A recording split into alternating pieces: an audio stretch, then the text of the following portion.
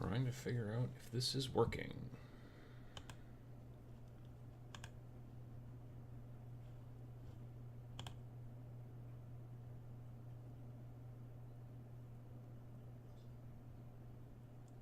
Anytime now. There we go. Trying to figure Looks out like if it's this is working. working.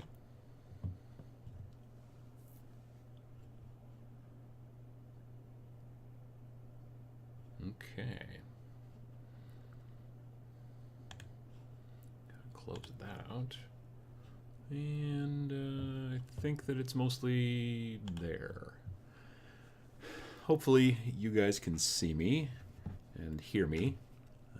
Microphone looks like it should be doing good. I see some stuff on the thing, so I think we should be good. I hope everybody is doing well. All you irregulars, let me pop out the chat so that I can see it a bit better. Okay, and that's cool. All right. Hope everyone's doing well. I was a little late because I was having some potential technical issues, but I seem to have fixed them. Alrighty. Let me see here. What have we got? Got hello from Dallas. Josh McCarthy sneaking in from work. VJ Morph is here from Australia. We got Giovanni. We've got Michael Higginbottom. It's my first time joining, so huge hello from Talent, Oregon. Hello, Michael. Let's see here. Mario from Indiana. Jason from Nebraska. Mario says there's lots of rain. Randall's got 73 degrees and sunny here in Dallas. That is probably pretty nice. Liam's coming in from Worcester. Welcome, Liam. What else have we got? Jesse Daniel, morning from Milwaukee. We had some snow show up down here. Yeah, we haven't had any snow. It rained a good portion of yesterday. Like, not a lot. There was times when it actually did thunder a bit. But it's just been mostly rain. So, yeah, we don't have any snow up here yet at all. What else have we got? Joshua says hello from Peoria. Okay, we're all good. Torch is coming in from California. Hope everyone's doing well. Michael says he's not hearing anything. Maybe refresh the browser. That sometimes fixes the issue. Giovanni just said the same thing. Yeah, it was the technical issues are with me. Well, they're with YouTube. YouTube likes to change things. You know, you kind of get into a system. You kind of get into a thing where you're like, okay, well, I'm going to set up a live show, you know, for in a while, not right like you're going to go live right now. And you go through and you click this thing and you click that thing and you click this thing and you click that thing. And then the next time you come back, then they've changed some of the things. And now you don't know what they mean and they're kind of unclear. It seems to still kind of be working. I mean, obviously you guys are seeing it, so it's fine. I honestly believe that the fact that... And I'm going to open a soda here. Sorry. I think that the fact that it's actually working relatively well is still... placed squarely at the feet of XSplit, which is the software I use for doing all kinds of this stuff and switching between, you know, things and that and this and all that kind of stuff. I know there's also OBS, which is open broadcast software, but I like XSplit pretty well, and I bought a lifetime membership because there was a sale and it wasn't that expensive, and so I should be good now. Let's see here. Yep, so it looks like some refreshing has done the job. That's good. Alrighty, cool. Well, I did, hopefully you guys have seen the video I did about Necromunda. And I can say this here because it's a little bit more of a private forum. I mean, the models look amazing. The boards look amazing. Everything, you know, they've done is pretty amazing. I have to admit, I'm a little bit less impressed with the general, like, in the book artwork than I am in most other 40K or Age of Sigmar books. I think that maybe they have maybe a slightly less budget, you know, for artwork in the Specialist Games line. I don't know. Like, there's some pieces that are like, oh, that's pretty good. And there's other parts that, I mean, I couldn't necessarily draw as well, obviously, don't get me wrong, but as a person who's been dealing in the creative arts and stuff like that for 20 plus years professionally, there's parts where I'm like, yeah, that's not a great piece of artwork. It's not bad, but it's not what I expected. So there's that, which is not that big of a deal. I don't know. I just don't really dig the gangers that much. I mean, the models are great. I just am not into that. So I think that I'm probably going to stick with playing Shadow War, honestly. I'm probably going to paint some of the gangers up eventually because I think they're very cool models. And I may actually give it a try at some point. Start with the 2D stuff with that game, with Necromunda, and play it. But, yeah, I just, I see what they're doing, and I think it's a good idea. I think it's a good idea for them to make a game that's got like a relatively low barrier to entry and allows you to just sit down and play with the 2D terrain. And I see what they're doing, which is what I wanted to talk about in the video. Because I was originally concerned when I first started seeing stuff coming out about Necromunda. I'm like, oh my god, they made it a 2D game, which is partially true, but they also have the book you can buy to make it 3D. So, yeah, that's kind of where that's at. Oh, we've got Simon Key here from Colchester. What else have we got? Who else? Had to refresh. Beer at noon. Oh no, this is Coke Zero, not a beer. I'm not a big beer drinker, actually. Yeah, if I'm gonna drink, I'm gonna drink either wine or liquor. I'm not a big beer drinker. I had a beer last night, which I haven't had one in quite some time. But otherwise, yeah, generally, it's more soda during the day. Justy Daniel says, so everyone get their Adepticon badges that's going? The premium badge only had 12 left about an hour ago. Yeah, I hopped on last night right at 8 p.m. Central when it first opened. I was kind of sitting there with my finger on the button. And it was funny because the front page of the website says, hey, registration's now open. And you would click on it and you would go to the registration page and it wasn't open yet. So there's going to be some of that. It's going to be a couple of minutes where one thing says one thing and the other one says the other. But it did eventually start working. They added some sort of new feature this year where, like, I said, yeah, I'd like to register, and then it put me in a virtual queue, and it says, oh, you're 10th in line to do this or whatever, and there's 6 whatever, and so I don't know. I found that worked pretty well. A lot of people online were like, well, I didn't get a VIG. There were only 200 VIGs, so you had to jump on them quick. I looked at it and said I don't know. I mean, basically with the VIG, you get, I think, 10 raffle tickets that they put into the charity auction. You get a T-shirt. You get a mug, or not a mug, a pint, which you can buy both of those separately if you're really interested. You get an even fancier swag bag, which is sort of nice, but sort of also a crapshoot because you don't know what you're going to get. So I just looked at it and said, I'll just take the premium so I get a regular swag bag, and I'll, the rest of it, I don't know. It felt to me like it was going to be a better deal to do it that way. So, yeah, I was pretty happy about that. And I did get, I really only wanted to get into 2 seminars. One was the Games Workshop Wednesday night thing where they basically, like last year, that's where they announced Shadespire and showed it off. So I'm going to get into that. And I also got into Sam's second seminar. I wanted to get into his first seminar because this is the first year he's ever done seminars at Adepticon. So I'm really glad he was finally able to get in to be able to do seminars. They finally decided that, yeah, okay, he can get in and do these now because he's a pro, He's been doing a lot of teaching and stuff like that. And so finally this year they're like, all right. Well, I wanted to be in the first seminar because I wanted to be just like one of his first customers or whatever. And it was about wet blending, which I always need help with. Sadly, it's during my second seminar, so I couldn't go. But I did sign up for his second seminar, which is about layering, which I also need help with. So I'm looking forward to that. All his seminars were sold out really quickly. He's got 3 seminars this year, and they were all 16, 18 seats, I think. Maybe as low as 12 on a couple, but most of them were above that. And they all sold out, boom, really quick. So congrats for Sam, which I'll probably post something on social media about it, and because yeah, I'm really glad that it's working out well for him, and because you guys are, irregulars, I'll let you in on a little secret. He and I are working on a Christmas present for the Tabletop Minions, and we're going to be we're going to be shooting some new videos, I believe on the 2nd of December. So you'll probably see the first one the Friday after that. So there will be new videos coming from Sam. It's been a long time, and it's been all my fault because I've just not had my shit together, basically, as far as the studio downstairs and all that stuff. I mean, it's fine for me to be down there, but there's just not enough room and all that the way it is currently, and I need to clean a lot, and I need to also get some stuff rejiggered and figured out.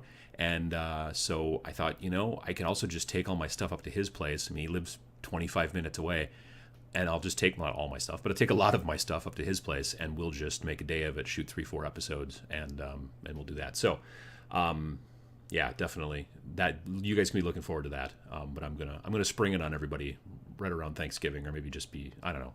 I'll let the rest of the people know about it just before it happens, but just you guys know that Sam's coming back. So I've got some questions. Let's see here. VJ Morph asks, is much of the art recycled from the old Necromunda? I don't believe so. No. It looks like it's all new to me. It's just some of it's, like I said, not exactly my thing. Otherwise, everything else looks really well done. It's really well laid out, all that kind of stuff. Honestly, the artwork that's on the front of the box is awesome. I wish there was more of that on the inside. They kind of went with this sort of slightly cleaner, slightly more realistic black and white kind of stuff on the inside of the book, and I just like, I don't know, I like that cover a lot, really. So, Josh McCarthy says, I didn't want a VIG, but I know that those went in real, I don't think they went in 0.1 second, but they did go pretty quick. There was some freezing. Yeah, the website did slow down. Matthias and Hank are the two main guys that run Adepticon, and Matthias mentioned in a post that because he and I are friends on Facebook, he mentioned in some post today that in the first 3 hours of registration last night, or was it the first 2 or 3 hours of registration last night, they took more signups than they took in all of 2015 for the entire, thing. So it's growing. It's growing. So that'll be very interesting to see what it looks like this year. Late-ish March when it happens, 22nd to 26th, I believe. Let me see here. Got some people that agree on Necromunda a little bit, agreed on the Gangers. Torch says, anyone loving Shadespire? So fun. Yes, I am loving Shadespire. Got a friend of mine at work who's getting into it now too. He's going to pick up the starter box. I have been having a really hard time finding the skeletons and the orcs, so I ended up having to order them straight from Games Workshop. I wanted to buy local, but they have been out, and all my local stores have been out, and also they've been sold out at the distributor. So at least the ones that they use around here. So yeah, it was a situation of like, well, luckily they're still in stock at GW, so I ordered the skeletons and then the orcs, and they're like $30 each. Well, you get free shipping at $65. So I was like, well, what else can I get to kick it up a notch so that I get free shipping? And so I ordered one of those weird little handles that Games Workshop is selling now. If you guys have seen those, they're like a little handle that you can put your model in and kind of squeeze it, and then you hold on to it when it's basically a pill bottle, but $8 instead of free. Well, not free, but you know what I'm saying. But it doesn't use poster putty. I've been finding lately that the poster putty brand that I've been using has been working great, but it's been very difficult to actually get off the underside of the model. So if you pick up like any of my Shadespire models that I painted in time to go to Valhalla, and you flip them over, there's white on the underside of the base. There's like white poster putty up inside the concave area that I can't really get out without getting in there with a hobby knife. And so I just want to try out this little weird $8 clamp that sort of looks like a bomb, and see if I like it. So hopefully those will be showing up hopefully this week. We'll see. Last time I got a tracking thing from Games Workshop, they were like, oh yeah, it's going to come in on basically on Black Friday, and I'm like, I'm going to get delivered to work, and I'm not going to be there. So I'm like, why is it going to take so long? So hopefully that's not the case. Hopefully it actually gets there a little bit sooner, but we'll see. I got to go check the tracking numbers again. So yeah, I have really been enjoying Shadespire. I've got several friends on Facebook who've been really enjoying Shadespire. There's a pro painter who lives in the Milwaukee area named Tommy Back. He's a good guy. if you go back to the Adepticon videos this year, where I interviewed all like 6 or 7 different painters, he's one of the guys in that. He's got kind of a shaved head and got thick black glasses and a goatee. Anyway, so he's been talking about how much he enjoys it, and he's basically a big Infinity player, but he's been really enjoying Shadespire a lot and has mentioned it a couple of times on Facebook. So something to look forward to. Josh McCarthy says the gangers would make great Inquisitor henchmen. Yes, no, that's very true. And it's nice that they are actually selling them separate. So if you did just want to buy like a box of the gangers and then use them for whatever, you can. They're like $40. So that's cool. I was gonna bring out the sprues to show them to you, and I don't know what the heck I did with the box.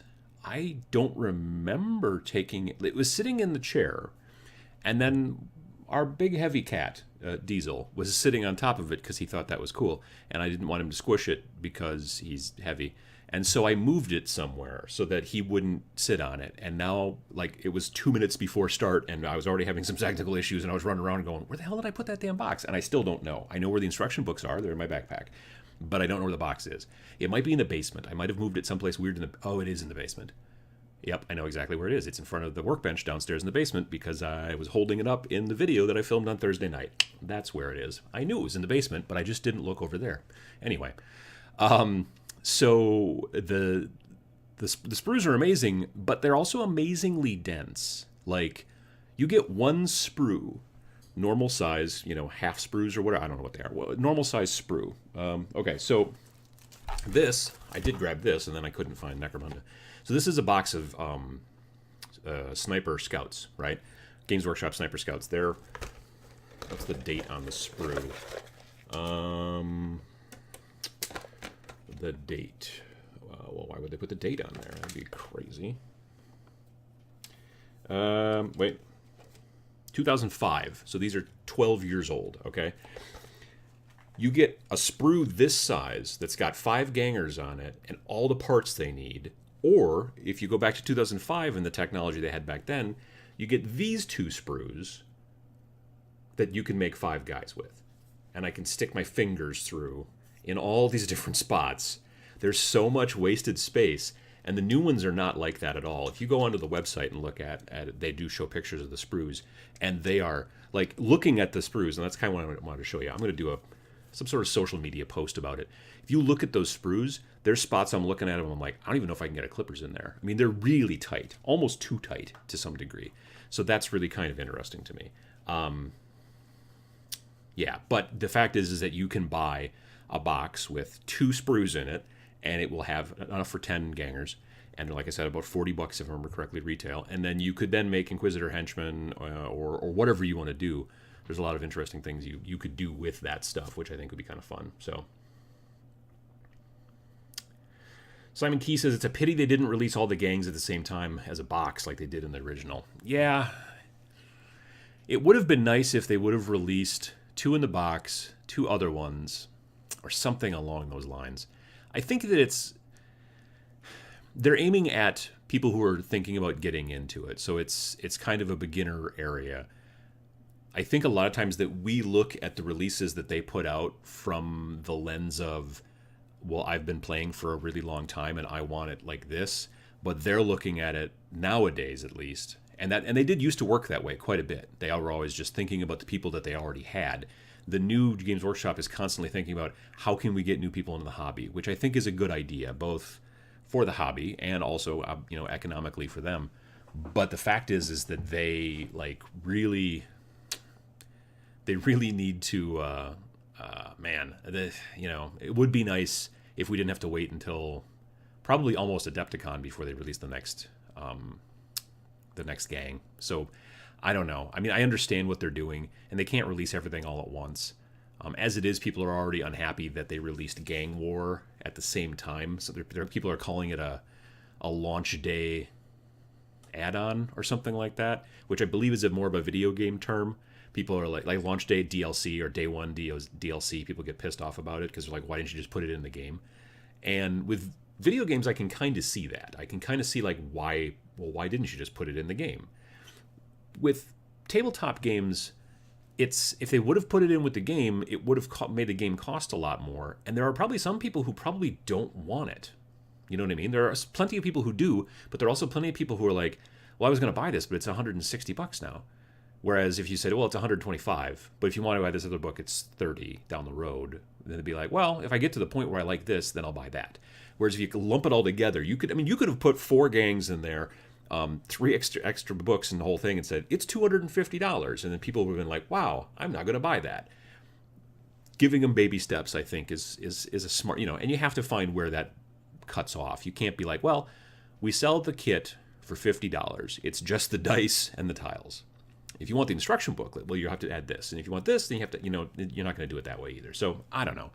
I'm glad it's not my decision. I'm glad that I don't have to be the one that comes up with how these things get released, because it sounds like a pain in the ass, frankly. It sounds really hard. And no matter what they do, they're going to tick somebody off. So, yeah, I don't know. I'm glad that they released it. Well, I don't know. I really don't know. I'm still confused about the fact that they launched Shadow War and then launched Necromunda not that far later. Because going through the rules, they are quite a bit alike. 2 of the big differences that I've noticed that I didn't really mention in the video with Necromunda, and I'm going to try to just talk about this for a little bit, and then we'll talk about other stuff. But 2 of the big differences that I've noticed with Necromunda are this. Number 1, it's alternating activation. So, like, I move a guy and do my stuff and shoot, and then you do it, and then I do it, and then you do it, and we bop back and forth. Which doesn't happen in Games Workshop games too frequently. It happens in Shadespire, and it happens now in the new Necromunda. And I do wonder if that's them testing, because nearly every other game does it that way. And I do wonder if down the road, if maybe 9th edition, 40K will become alternating activation between units. Maybe. It'd be lovely to see, I think. That's one big difference. The second big difference is that in Shadow War, you can spend a Prometheum cache and then get one of those super cool special operative dudes to fight in your next battle. And I did not see anything like that so far in Necromunda. So you don't have the ability to throw in like some really cool other thing, into your battle for the next battle. You don't have that choice. So that's kind of a big difference. But otherwise, it's a lot of the same, frankly. It's you've got the ammo rolls, and you've got a lot of things that are basically the same to some degree as Shadow War. So it's interesting. It's interesting what they're doing. All right. I'm going to try to cut that back now. Let me see here. What else have we got? I always thought Necromunda with 40k factions would be great, and then they did Shadow War Armageddon only about 20 years too late. Well, that's true. That's true. I do like Shadow War Armageddon quite a bit still. Oh my goodness. And then everything just moved. Where were we at? There's a lot of chat been going on since I screwed up and stopped the thing. Where are we at? Okay, here we go. Is the swag bag that solid to spend the extra $25? Yeah, I think for $25. Last year, if you bought the swag bag, you got Rune Wars, which is a $80 or $100 game. So I don't know this for sure, and I'm not even like pretending I don't know it and just trying to give you a hint. I literally don't have any idea. If I had to guess, I would not be surprised if the swag bag for Adepticon this year included the starter for Star Wars Legions, because Fantasy Flight, I mean, that just sounds like something that they might do, especially since everybody got there last year and were like, wait, this is part of the swag bag, this giant honking box, which I still haven't even opened. I just don't know about Rune Wars. But I would not be surprised if Star Wars Legion was part of the swag bag. So, I don't know. It'll be interesting. In the past, it was always kind of like, oh, it's just a bunch of stuff. But that's because in the past, if you wanted to have a booth at Adepticon, the only way you could pay for your booth was to give them swag to put in the swag bag. They don't do that anymore. Last year was the first year where they were just like, no, just give us money instead. Because there were some companies that were like, we don't make a thing that fits in a swag bag. We make vinyl mats, or we make, whatever. And so there's nothing that, so they just decided, fine, we'll open it up. And it's worked out really well. So hopefully they'll do that. Oh, obviously they're doing that again, but I suspect, if I had to guess, I would say that swag bag would probably, I could be wrong, but I would not be surprised if Star Wars Legion starter box was in the swag bag this year. So we'll see. Randall asks, can you recommend a good way to network /set up games at Adepticon? First time attempting. or attending and looking forward to it. That's a tough one, actually. They don't particularly have, like, they don't have an open gaming area. There are tables that are not being used at certain times, and people will just sort of take them over and play games there for a while. They'll ask around and go, is there going to be a tournament here at some point soon? And then, people will be like, well, there's one that starts at 3. Like, okay, cool, we got time. And then they'll play a game. They used to have club tables where you, as a club, could sign up to have a table that was just yours the entire 4 days. They don't seem to do that too much anymore. So, but because they don't have an open gaming area, they haven't really looked into, like, making any kind of, like, whiteboard where you can say, hey, looking to play, this, that, and the other thing.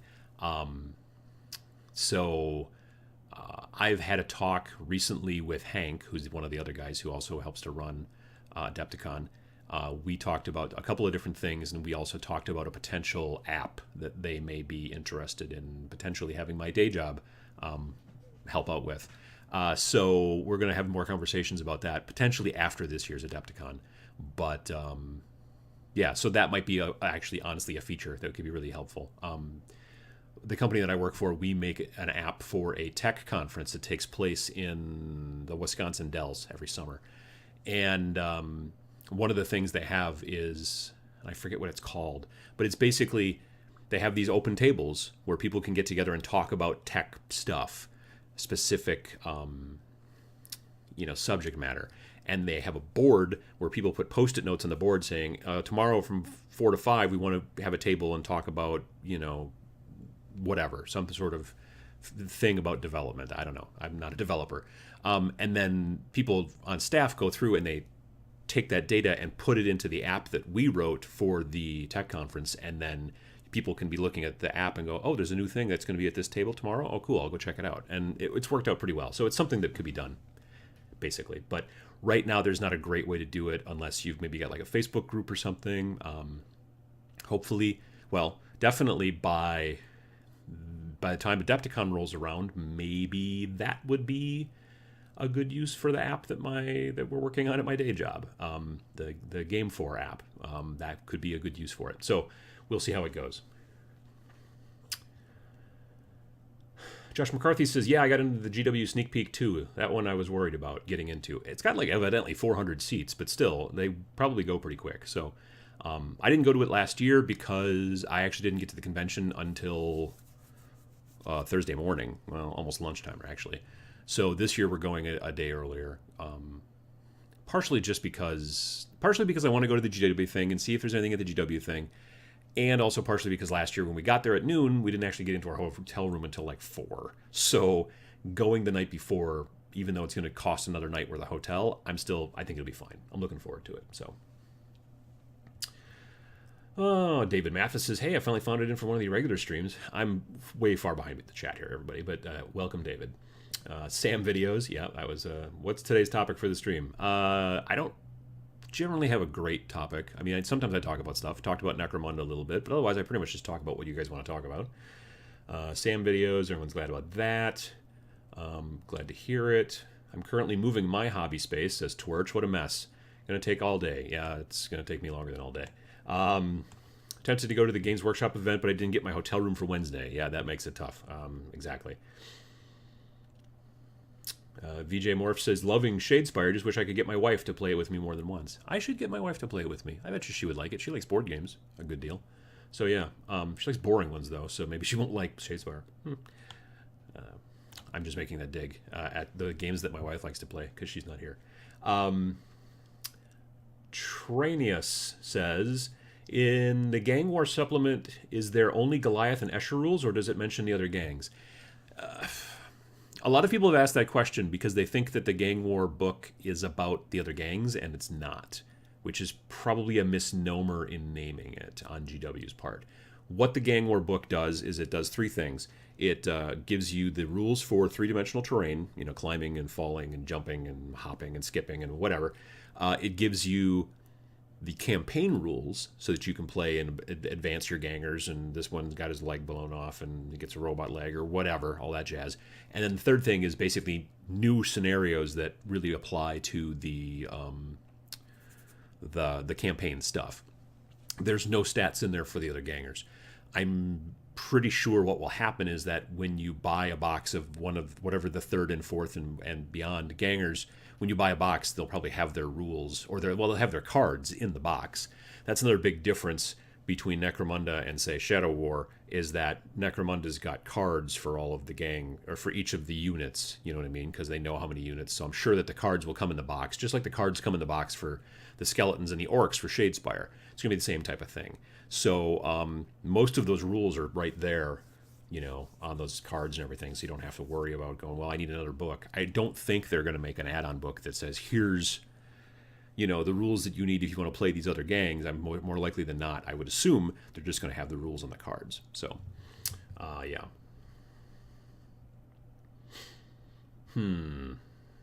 Jesse Daniel asks, is that a sign, though, that some people are getting tired of the super large cons like Gen Con? I mean, it's partially, well, maybe. Maybe it's a sign that people are getting tired of big conventions like Gen Con. Also, it may just be a sign that people are just really jazzed for Adepticon, and people are really digging what they're doing. It keeps growing year after year quite a bit. So, yeah, I think that's also a good potential reason right there, too. Let's see here. Mario says, boom, just registered for Adepticon with the swag bag upgrade. Congratulations. From what it sounds like, you're one of the last ones, so that's good. Frankie Lee Bailey says, gonna order my skeletons today. Yeah, just having a real hard time finding them locally, so that's ended up getting them from getting them from a local store. I had to get them from GW. Jesse Daniel says, wow, that's odd that Chimera is not able to get it. Chimera is a local game store up here by me, and they had it, but when I called them, I think they said they only had the orcs left in stock and they didn't have the skeletons. And I was like, well, do you have any of those little handle things that you, and they're like, yeah, we sold out of those too. So they did get them, but now they're sold out, and the distributors that they generally work with, and if I know Bob, I'm assuming, well, I know he's working with ACD, and he's probably working with Alliance, and my local store told me that at ACD and Alliance, they can't get the skeletons and the orcs right now because they're all in back order. So, Shadespire's doing well, evidently, it seems like, so that's good. Let's see here. I just ordered the teams from my friendly local game store. He sent me a text this morning and said they're here. Well, good. That sounds awesome.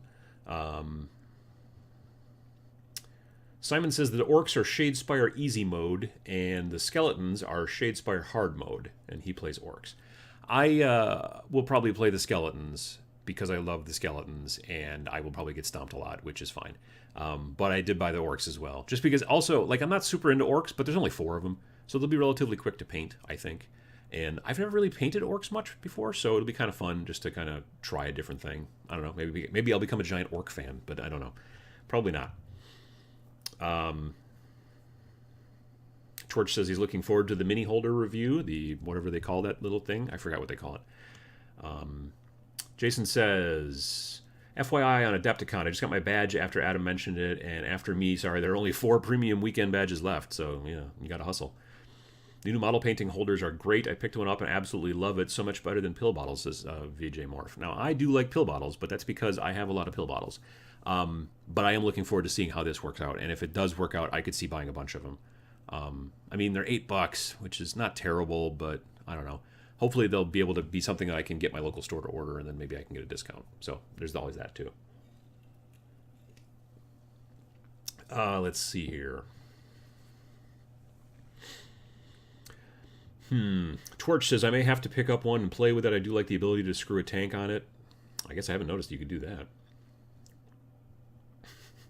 VJ Morph says, your cat is so big that he can crush a cardboard box that's that rigid. He is one big cat. Over time, he can. He's not sleeping here anymore. He took off someplace. He's half Maine Coon, so he's about 18 pounds. He's a big moose. He's a big boy. If he was full-blown Maine Coon, then they will top out at close to 25 pounds and be quite large. Like, if he wants to get my attention, if I'm, like, standing in the kitchen or whatever, he gets up on his hind legs and he taps me on my belt, like right around that waist area, and I'm 6 foot, just about 3. And so, yeah, he's a big moose. The rest of the cats are all, like, 8, maybe 10 pounds tops, but he's a big boy. And also I'm a little anal about getting my boxes squished, so there's that too. Let's see here.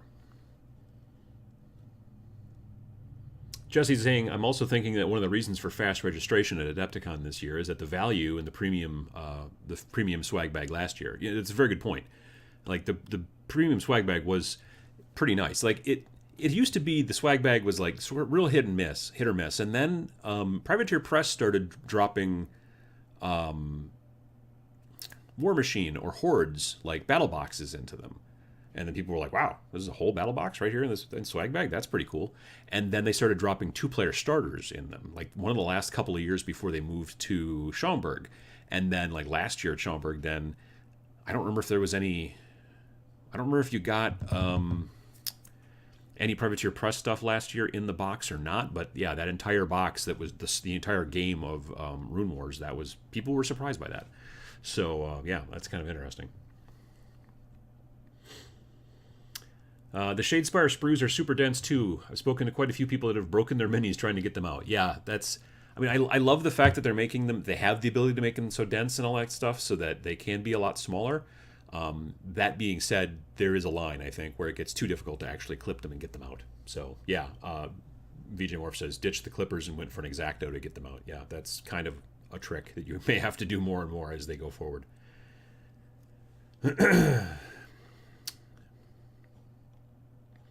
What else have we got here? Yes, Adam is going to go green. Orc time. Well, yeah, we'll see. We'll see how it goes. It just skipped ahead again. I apologize, everybody. Talking about hard to clip out pieces. Talking about alternating activation. I'm a big fan of alternating activation. I really wish, and I know they won't, I really wish that 8th edition would have taken, so like, Bolt Action took a lot of stuff from like 5th and 6th edition 40k. I wish that 8th edition 40k would have just taken the put your dice in the bag activation thing that Bolt Action does and just put that into 8th. That would have been awesome. But yeah, you know, I think too many tournament players would have literally crapped themselves. And so, yeah, maybe that's why they didn't do it. I don't know.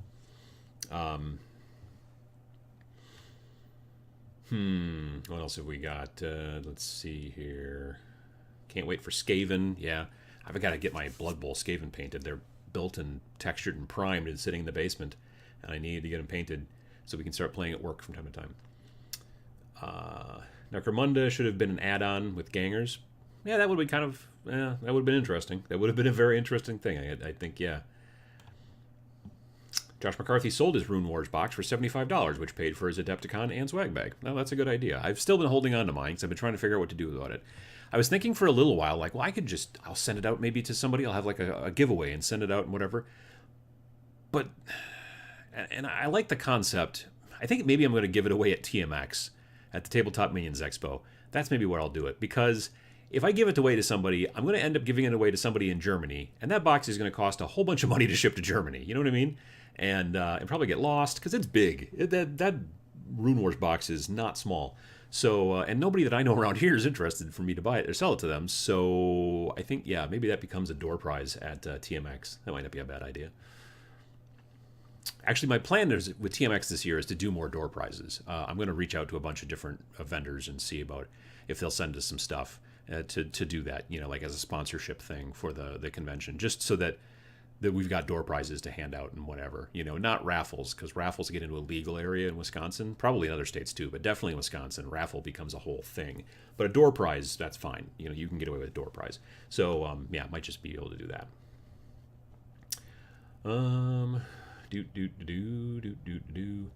Let's see here. VJ Morph talking about alternating activation in 40k and how it might be difficult to track over an entire army.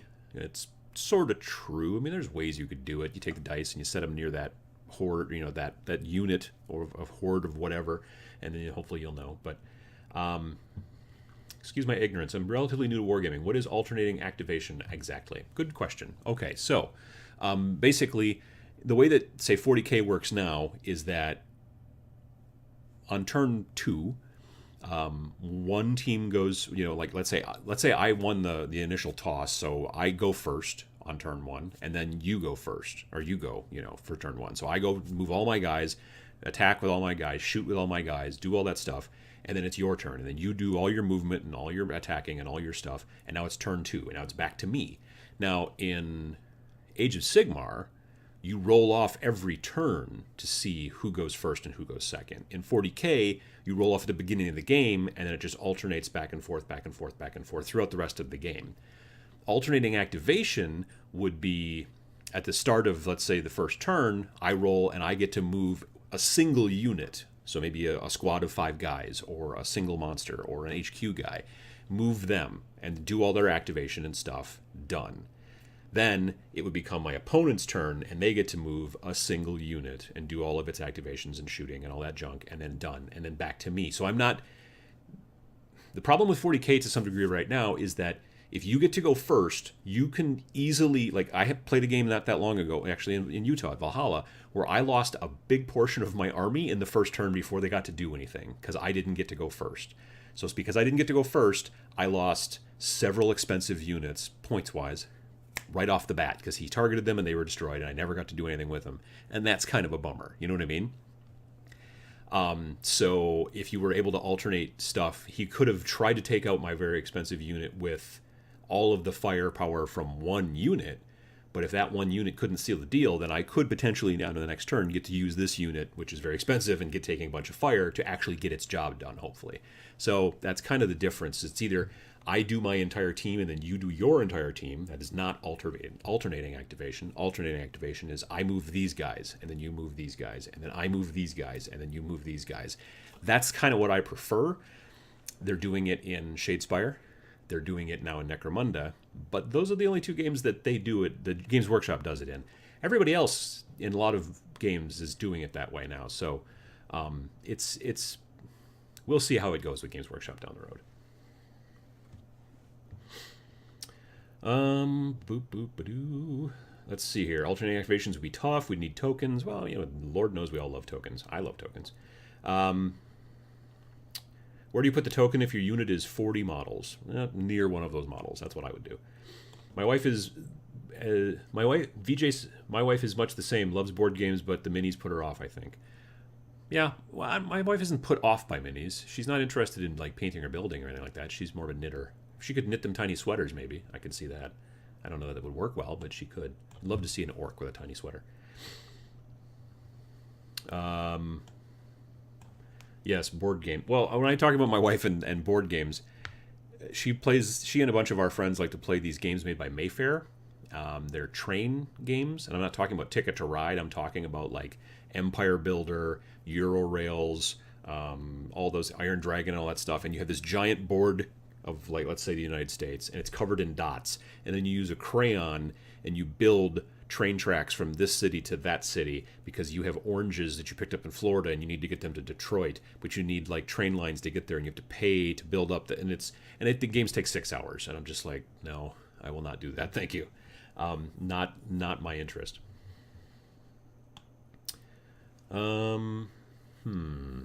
I have so much fun at Adepticon, and I really don't game much there, says Josh. Yeah, I mean, honestly, other than some demos, I never got a chance to actually sit down and game with anybody at Adepticon last year. I'm really hoping to change that for this year. I would like to get some games together. I was planning to play a game or two of Age of Sigmar last year with a couple different people. And as it turned out, I did not bring all of my models. I thought I did, but I had changed things around inside of my case just before leaving because I was using it for something else or something. I don't know. And so I only brought like half my army. So if we would have actually gotten a chance to sit down and play, I would have been like, oh, I didn't bring my Varengard and it would have been no fun. So I'm going to try to get some small games in this year. The guys that I go down with, we've already talked about trying to set up a big game where we play like a big 2-on-2 team battle of, let's say, 40K, probably amongst ourselves, and see how that works. But I don't know. We'll have to see. I mean, I hopefully will have my Space Marines painted by then. If not, I can bring my Chaos Space Marines, but I'd love to bring my Space Marines. So we'll see how it goes. Randall says, not a big fan of cards. What do you think? Sign of future game mechanics? Yeah, I don't know. I don't generally like cards a ton either. Like, they make sense in Shadespire, but Shadespire is a very different game. In a game like I didn't like the cards that came in the original Dead Zone, and when they made Dead Zone 2.0, they took the cards out, which I thought was honestly a pretty smart idea. I don't know. That's a good question. In a game that's supposed to be a little bit more board gamey, I get it, and that's why I think it's fine in Shadespire. I'm not super into it with Necromunda, but again, I haven't played a game now with the cards to know. I've played plenty of Shadow War without cards because it doesn't really do that. So I like that, and I need to give it a chance, I guess, but I can understand it. So, let's see here. Cards would seem less manageable to me. Where do you put them on the table? Asks Michael. It's also very frequently a good question. With Shadespire, it's not a problem because the Shadespire board is quite small. But for a bigger type game, it can be difficult. My goodness. You guys are talking up a storm here. I'm way behind. Let's see here. Talking about me going green for orcs. I don't know that that's necessarily the case. Let's see here. Anian says, I have a Maine Coon. He's 36 inches long. Big kitty. Yeah. they can be mooses. And like I said, Diesel, ours, he's only half Maine Coon. So he's not nearly as big as he could be, thankfully. He would eat a lot more, I bet, too. Let's see here. VJ Morph says, one of the best things about the painting holder is the screw part is a standard photography screw. So you could put the clam on a tripod foot, octopod, etc. Oh, I did not notice that. It's got a 1/4-20 on the bottom then, is what you're saying. That's what the tripod mount screw is. It's called a 1/4-20. At least around here it is. I don't know what it is overseas. But that's interesting. I did not realize it. I was hoping there was like a hole in the bottom so you could at least stick it like on a spindle. But the fact that it's 1/4-20 is really kind of interesting. That's a smart move on their part. Interesting. Let's see here. Josh McCarthy says shipping would be a ton. Talking about the Rune Horse starter box, and that's true. TMX is a good idea. I could see doing that. Jason K asks, so it's getting to be that time of the year. Is anyone else looking forward to playing a clandestine game of Warhammer with a friend or family member's expensive Christmas village? I have purchased Christmas village trees before to use as table terrain, but the rest of the buildings I'm generally not into.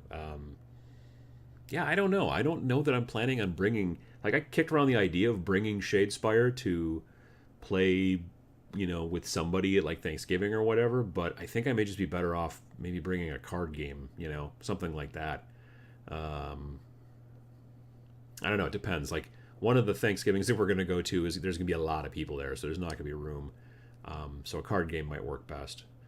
I'm also really starting to think about buying a Nintendo Switch and then just sitting and playing Skyrim on it during Thanksgiving, which is a little, antisocial. Well, actually, it's more asocial than antisocial, but nonetheless, I don't know. I'm not sure. I just don't want to buy another video game, but I do really love the concept of the Switch.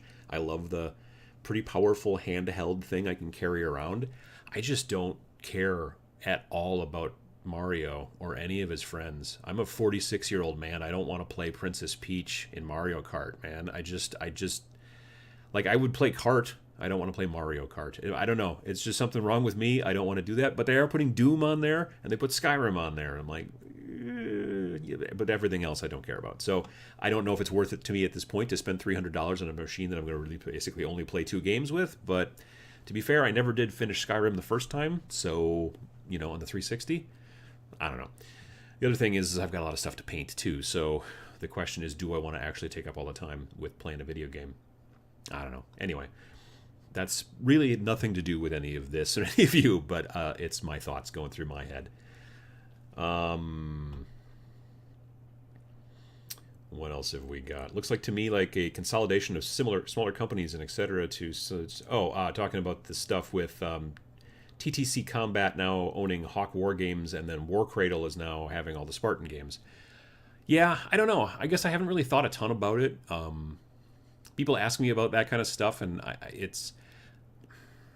guess I have opinions, but I've never been a news site. You know what I mean? I have a lot of people ask me about, like, well, you never talk about news. And I'm like, yeah, it's because I'm not a news site. I'm generally trying to get people into the hobby, and I'm not here to report on what's happening in the hobby too much. there are things that sometimes may relate to my mission about getting people into the games. But yeah, I don't know. I don't know. I mean, I guess I'm glad that people, that Hawk, I don't know. I thought Hawk was doing fine. So it was weird to me that they got bought by somebody else, especially this TTC, because I've barely ever heard of them before. Like, I kind of heard of them, but I don't know where they get their money to buy an entire other company from. So yeah, and like War Cradle, from what I understand, if War Cradle is the guys that make Wild West Exodus, then War Cradle is basically Wayland Games, I believe I've heard. So that's where they're getting their money from. So yeah, I don't know. It's interesting. VJ Morph says alternating activation would fix the 40k problem with 8th edition, with player going first having a massive advantage, aka Alpha Strike. Yes, no, I agree. Exactly. It would deal with the Alpha Strike problem. What else have we got? Mario says, randomly, my first 3D printer should be shipping out on Monday. Will you be doing any more 3D printing stuff on the channel? Yes, I will, as a matter of fact. In theory, next Friday will be another video, so it'll be technically Black Friday here in the United States. I believe my plan is next Friday to have a video about 3D printing again. It's going to be one of two videos. It's either going to be about how you can make your own 3D designs for free, or it's going to be about buying pre-made 3D designs, like the STL files. There are plenty of companies out there now that sell STL files, so you can just buy cool pre-made looking designs, download them from them, and then print them yourself and make as much junk as you want. So it's going to be about one of those two subjects. I just haven't decided which one yet. And, of course, I haven't filmed it yet. Though, because of Thanksgiving and all that shenanigans, I am going to have to film it early because I need to have it done before Friday, and Thursday will be Thanksgiving. I'm certainly not going to be filming it on Thursday. Plus, my wife's sister is coming to visit, so we have to get ready for that. So I may end up filming tomorrow, actually. So we'll see how it goes. This is not going to be a leisurely weekend. Last weekend was thankfully kind of a leisurely weekend. This one will not. I've got a lot of stuff to go on. Plus, 2 live shows and all that jazz. But still, getting ready and cleaning the house and doing all that stuff is also going to take up a lot of time. So I may not actually get to do any more painting until after Thanksgiving. It's the way it works. Sometimes life gets in the way. Let's see what else have we got here. Frankie Lee Bailey says, I have a dwarf with a D6 on its back, but no sweaters. Dwarf and a sweater. That'd be good, too. I could see that. Your wife's models would get resistance to cold effects. That's also true.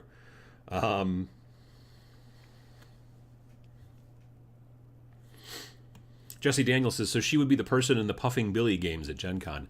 I have tried. There's a convention in Manitowoc, Wisconsin called Fire and Ice. And there's an older gentleman who goes to that convention, and he used to come to the little convention that I ran here in Oshkosh, and his name is Sam, and he has been a past world champion in those Puffing Billy world tournaments for Euro Rails and Empire Builder and games like that. Real nice guy, and he's always running those games at these conventions. I keep telling her, you should come down and play with him. He's a world champion, yeah, and you could learn stuff, or I don't know, it'd be interesting at the very least. He's a nice guy, but she never does quite want to. I think it's because she doesn't. I don't know. Maybe it's just because I'm not sure. She doesn't have like social anxiety that way, so I don't know. It's not that she doesn't want to meet new people. It's just, I don't know. Maybe she doesn't want to find out she's been playing wrong for a long time or something. I'm not sure, but yeah, maybe she doesn't want to go to Manitowoc. Could be that. What else have we got here? Orc Sweaters, new GoFundMe project. Well, I don't know about that. I just want some Chaos Dwarves. Chaos Dwarves and sweaters? Well, maybe. I don't know. What else have we got? Sweaters. I will have my 3D printer one day when this flaming Kickstarter finally delivers. Yeah, no, Kickstarters can be a pain. I am going to be getting something, actually maybe even next week, that I did as a Kickstarter. It's called Foldio. So Foldio is like a little box that unfolds, and then it's like a light box that you can use for shooting pictures of small things. And I bought the original one years ago on Kickstarter, and then they did a second one, which was bigger, which I didn't buy, and now they've done a third one, which is even bigger still, which I did buy. And so that's actually shipped. I got a tracking number. I think it's coming next week. And it's going to be large. Like, I'll be able to put, like, big vehicles and stuff in it and shoot with it, which is cool. I'm interested in that.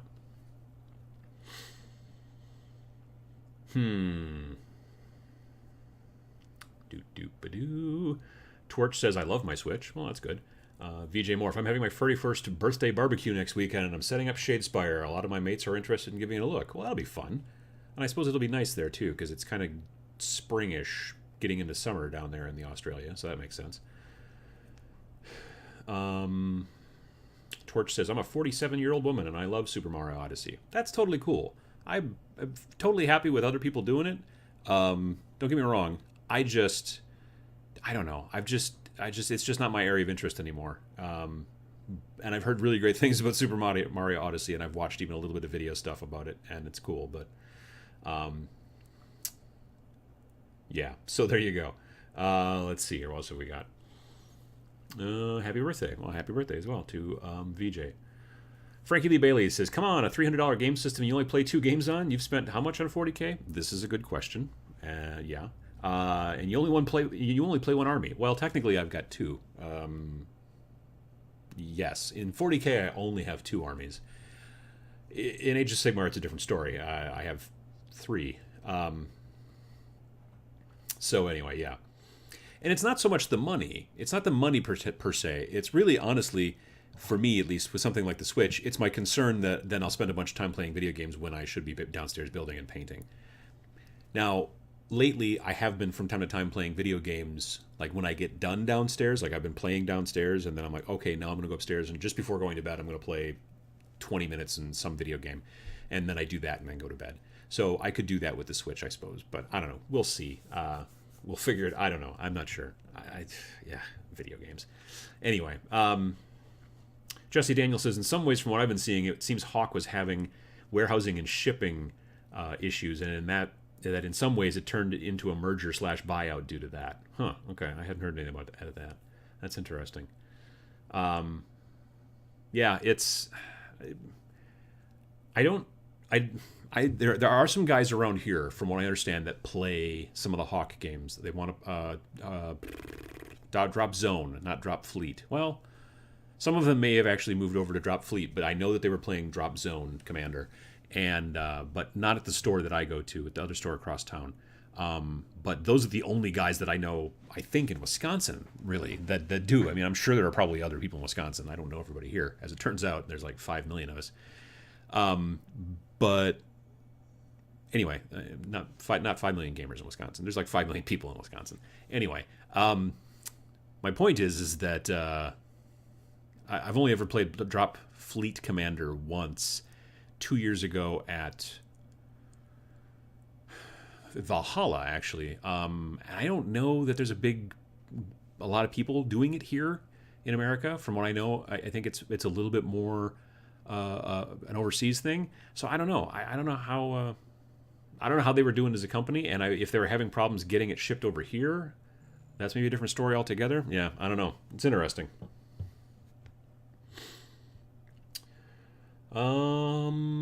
Simon asks, Adam, did you ever play Resolution? I didn't. I think I owned the book. At the very least, I know I owned some models, just because I thought they were super cool and I was going to use them in something else.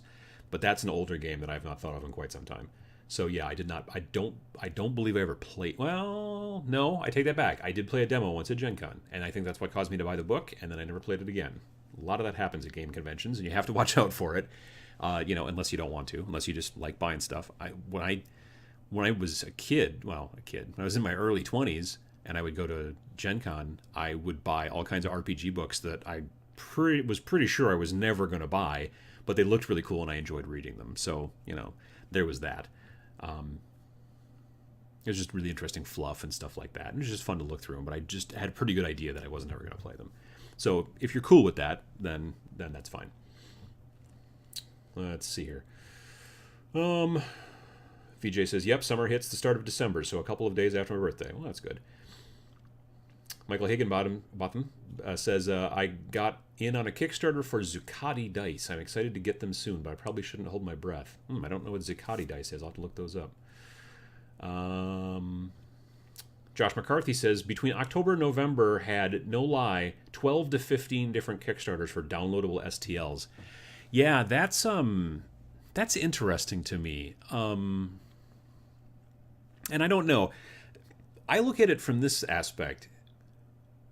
If you do a Kickstarter for something that has almost no cost to production, I mean, the few STL Kickstarters, and again, STLs are the files that you use to 3D print. And so there's groups out there now that are making cool little, shapes, STL files that you buy from them in some fashion, and then you can print out as many dungeon tiles as you want, or as many, shot up barricades, as you want, or whatever. And then you can just print all these things out on your 3D printer. It costs basically nothing to produce those and to ship them and all that because they're just an electronic file. Most of the times when I've seen a Kickstarter for, hey, we're going to be selling these STLs, the STLs are already done. Like, they're like, hey, look, this is what they look like. And you're like, well, why can't I just buy that? Why do I have to do a Kickstarter? I mean, usually the Kickstarter ships pretty quickly because they're done already, and there's not like a manufacturing process and stuff like that. In those situations, I honestly feel that the whole point just is because Kickstarter somehow gives you this extra kind of marketing cachet, and people talk about it because it's a Kickstarter, and it kind of spreads the word a little bit. Like, if you just turned on your website and was like, woohoo, look what we're doing, we're selling STLs, you may not get as much traction as by putting up a big thing and people talk about Kickstarters and all that kind of stuff. But I still find it really weird. Like, I've never pulled a Kickstarter for one of those STL files because I'm like, I assume that as soon as the Kickstarter is fulfilled, i.e. you email this stuff to everybody, then I'll just be able to go and buy the parts that I want, But it's cool that a lot of companies are getting into cranking out, you get these people who know how to make nice looking files and then can ship them, basically email them to you or whatever, and you purchase them, and then you can print as many of those whatever, space docs or whatever as you want to. And it's a cool thing.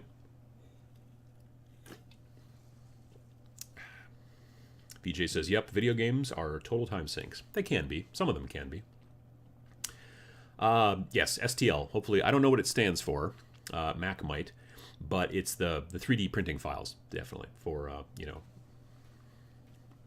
Jesse says, we have a small play group for Drop Zone in Milwaukee, and I know that other store up by you has Drop Zone stuff, which I picked up. Yeah, like I said, this place across the town does a little bit here and there, so that's cool. Frankie Lee Bailey says, okay, for everyone that saw the Instagram pics, the pauldrons are finally going on the salamanders today. That sounds like it's code for something, but I know it's not. Warning, the pauldrons are going on the salamanders. Yeah, that's cool. I'm looking forward to seeing some of those pictures. I got from Shapeways not pauldrons, but just the symbols to put on existing shoulder pads, aka pauldrons. And they're pre-curved to go like directly onto the shoulder pads, and they glue on nicely.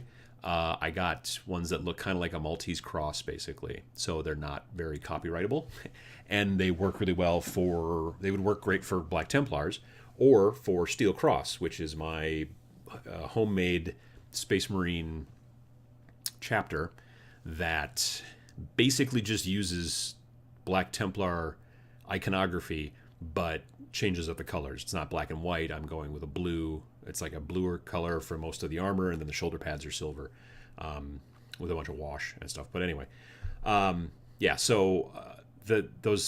those little icons that are already curved from Shapeways that glue onto the shoulder pads work spectacularly well with the Primaris Space Marines that came in Dark Imperium, because those guys are basically push fit, and the shoulder pads are molded.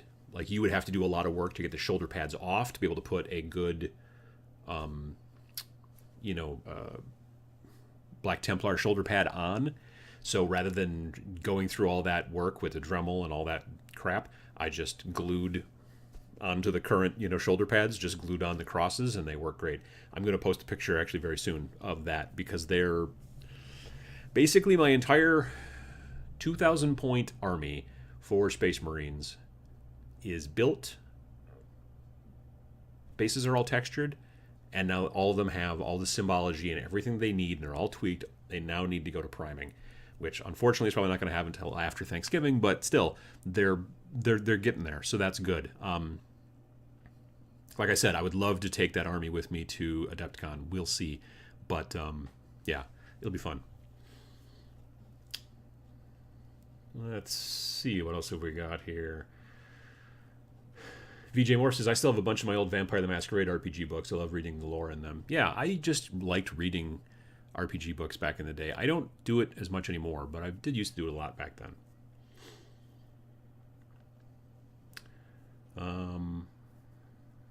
Jesse Daniel says, that's part of the reason I like the idea of the 40K RPG books. Yeah, and I guess they're going to be making new ones. I think I heard something about that. Fantasy Flight made a line of role-playing games that were based off of the 40K license. Like they had purchased the license, or there had been some sort of deal or partnership or whatever. And so there was one I think it was called Dark Heresy, where the player group were basically all part of a retinue, which are basically like henchmen, for an Inquisitor. Like, nobody in the group usually played the Inquisitor. The Inquisitor was normally handled by the Dungeon Master, or Game Master in the situation. So they were all basically just helping this one, person. And then there was one that was called Death Watch, where all the players were Death Watch people, soldiers, Space Marines. There was one that was about the Guard, I think, or something. I forget what that one was called. But there was a bunch of different ones, and they had different, slightly different systems, but there were some similarities. And there was, I don't know, a bunch of different books for them. There was one about Chaos, I think, as well. I don't know. It was really interesting. And I knew some people who played. I never did, but I did look through a lot of the books. I got a lot brighter than I thought I was going to. I'm going to back that off just a touch. But yeah, so now because Games Workshop and Fantasy Flight Games are now mad at each other and no longer BFFs, somebody else is picking up the license, from what I understand. And I don't know who's doing it or where it's coming from, because I don't pay as close attention as maybe I should.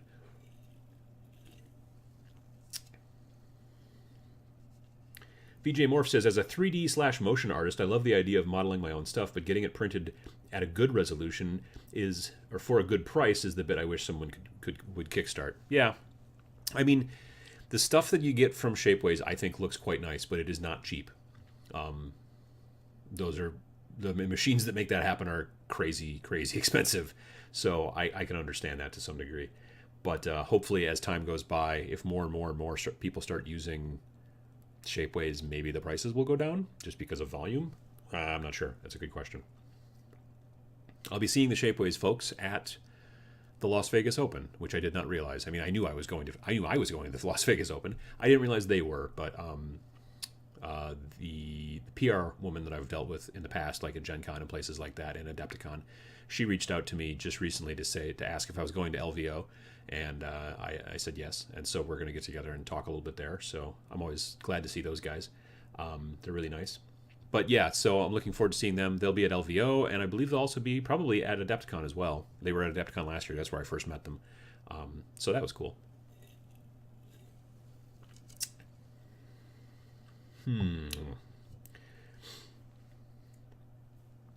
VJ says that there was an interview with the guy writing the new 40K RPG on GW's Twitch stream.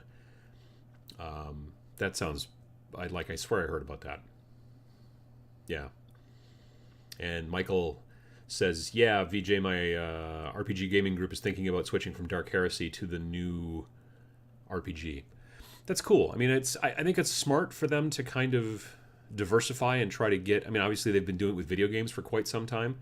There have been plenty of Games Workshop video games, and then, of course, there's also board games, because they just penned a deal with... Wizards of the Coast. WizKids, the guys who do like HeroClix and stuff like that.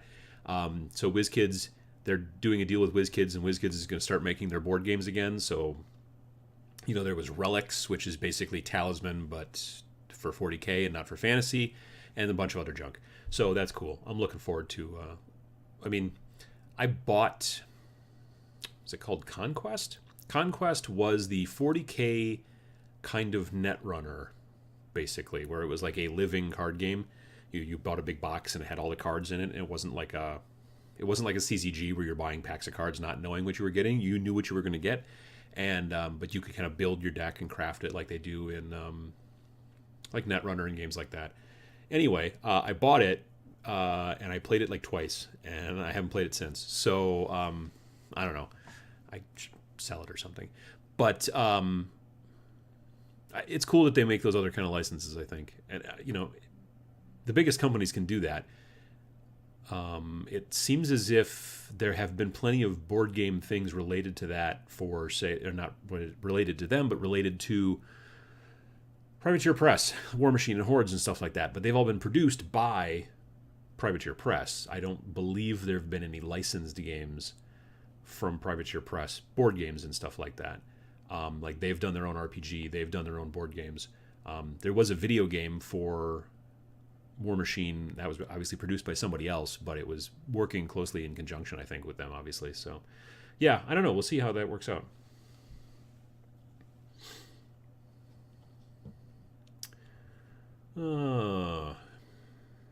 STL is stereolithography, though some say stereo tessellation. That's from Josh, who I knew. So I had an assumption that Josh would know what STL stood for. But yeah, that's the type of file that you use. Like, you design it in a piece of software, you output as an STL file. Then you have a thing called a slicer, which is another program usually, which slices up the STL file and turns it into, at least the one that I use, turns into something called G-code. And then I take that G-code file, I put it on a SD card, I plug it into my 3D printer, and then with the little dial on the front, I say, yeah, this is the file I want you to print. And then it says, okay, that will take 120 hours. And I'm like, what? And then it's like, no, I'm just kidding. It was 63 hours. And I'm like, what? And then it just keeps... It's like back in the day in Windows when you would transfer a whole bunch of files and it would be like, oh, that'll take 26 years. And you're like, really? And they're like, no, hang on. And then it sits there and chews on it for a while. And it's like, oh, it's going to take 45 minutes. And you're like, really? I'm like, well, it's going to take 25 minutes. And it kind of like... As it works, I don't know what the algorithm is there, but it does that. My printer downstairs does the same thing. When I first start printing, it tells me it's going to take an astoundingly long time. And then over the course of the next minute, it's like, well, no, I mean this. Well, no, actually, I mean this. Well, actually, it's going to be like, 4 hours. And you're like, okay, that sounds more reasonable. Yeah, I don't know why it does that way.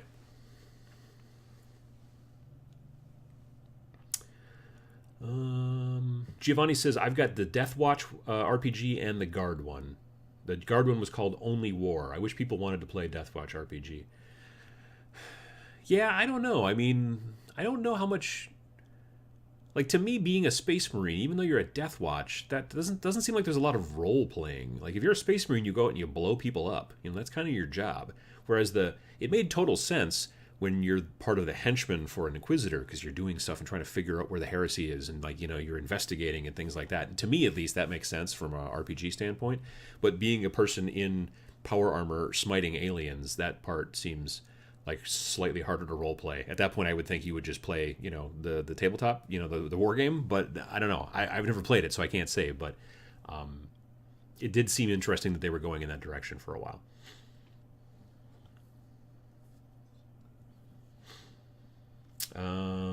Jasper, hey Jasper, how you doing? Says, hi Adam, finally managed to catch a bit of one of these. Hope things are going well for you, Jasper. Jasper works with the you guys should always, every year, make sure to fill out the Great Wargaming survey that happens, that the people from WSS magazine, Wargame Soldiers and Strategy, or Wargame Strategy and Soldiers, I get it confused, sorry, but that magazine puts out this big survey, and the survey is about wargaming, and we find out all kinds of interesting things about what is actually the case, as opposed to what people in your local area may go, well, this is the most popular game. Well, yeah, in your area, but when we start looking at it by country or worldwide, then we start to see different numbers. So it's really interesting. But yeah, so that's cool. Let's see. Liam says, I had to order the latest D&D book from the Wargaming shop. Our local comic book RPG shop closed. Oh, that's a bummer. It's interesting that there's a wargaming shop that carries D&D books. That's interesting. That's like, we don't really have wargaming. We have gaming shops around here that sometimes have a specific bent. Like, maybe they are many of them are much more into card gaming because that's a big money machine very frequently. Like the Magic the Gathering and Pokemon and all that stuff. But there are some that are, well, we do Magic and board games, and then there's some that are, we do Magic and war games with a little bit of board game. But, there's not usually a wargaming shop that I've seen around here. There's one, I believe, down near Milwaukee. There's a games universe that's getting pretty heavy into miniatures, which is cool. But yeah, that's about all I've heard too.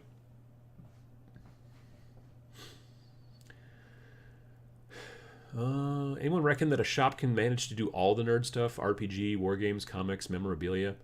Actually, there's a shop in Appleton, Wisconsin, which is nearby here, called Chimera, depends on how you like to pronounce it. And that place is, they have comics, they have collectibles, they have, not like sports collectibles, but like, statues and stuff like that, t-shirts. They also do miniatures, they do cards, they do board games, they do everything. It's a very big shop, so it's a good shop. But it's tough. It's tough for these shops to be able to do that. You end up needing a lot of space, which gets pretty expensive. Let's see here. Anian, and I apologize, I'm mispronouncing this. The I next to the Y is throwing me off here. I just found out our gaming cafe is going to become a GW retailer, and to think, I thought that I was done buying models for a while. It is helpful to have a GW retailer nearby. That does help. Like, we don't have a GW, well, I was going to say we don't have a GW store around here. I mean, if I want to drive 100 miles or more, then we do have a GW store, but there's not really a GW store anywhere nearby.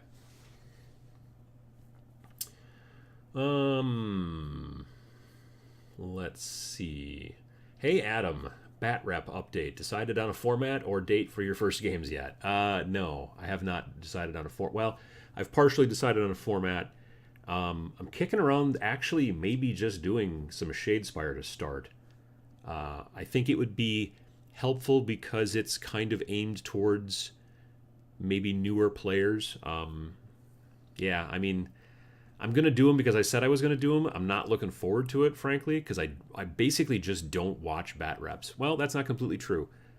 Tabletop Tactics, I like their bat reps. If you've watched any bat reps before, tabletoptactics.tv, I think. They've got a YouTube channel.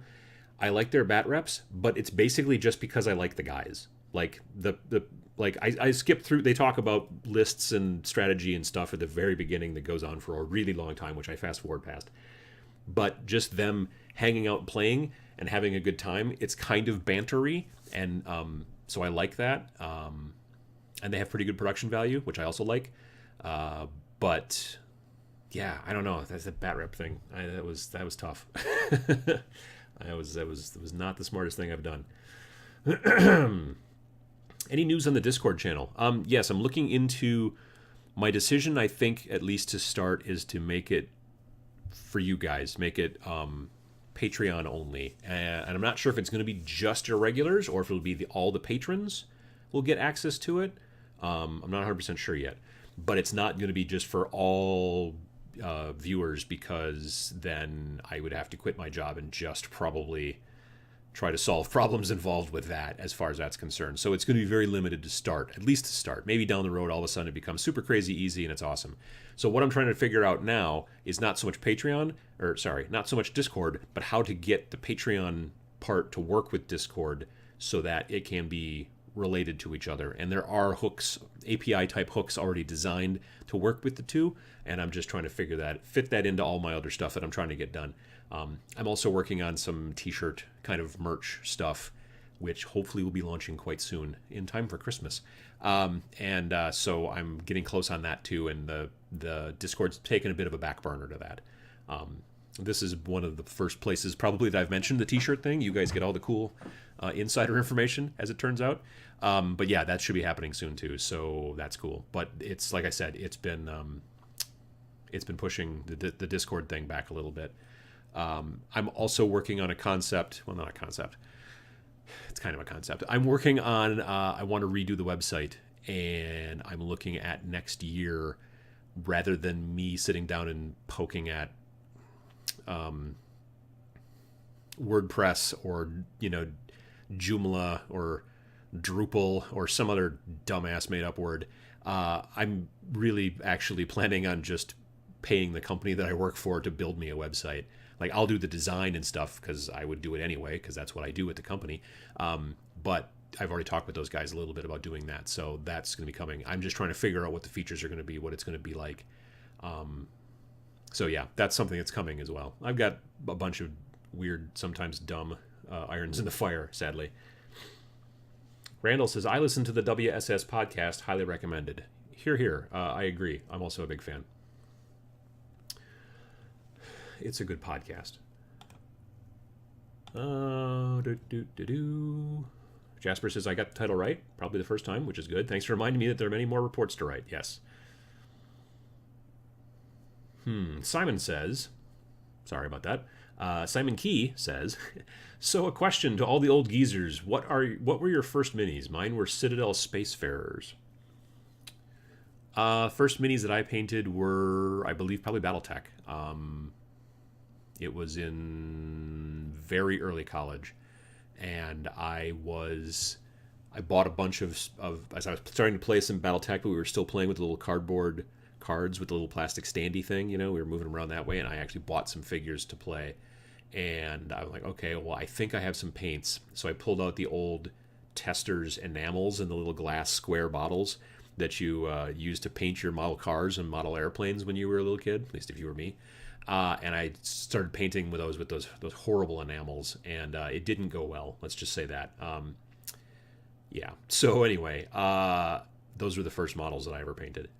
The first models I actually painted properly, at least with some sort of acrylic and stuff, at least in my mind, were these soldiers for a game called Shock Force by, Dragon Forge Games? Something Forge Games. And it was like a post-apocalyptic game in America. And yeah, so I've still got pictures of them, and I keep meaning to make something with them, like use those pictures as like, here's where I was and here's where I am, sort of a kind of a inspirational Instagram, some sort of thingy. But I think I may need to reshoot the pictures because I think I need them in a slightly different aspect ratio. I think I need them to be more vertical. But anyway, yeah, so Battletech was my original first ever painted anything miniatures, a long time ago with really bad acrylics. Jesse says that Games Universe store, the one that I mentioned before, that's been getting heavily into wargaming. Games Workshop store is very much into everything. The store in the Milwaukee area that's mainly wargaming is Battle Brothers. Battle Brothers is one that I've heard about a bunch of times. I've never been to, but yeah, that one is, from what I understand, just really pretty much wargaming.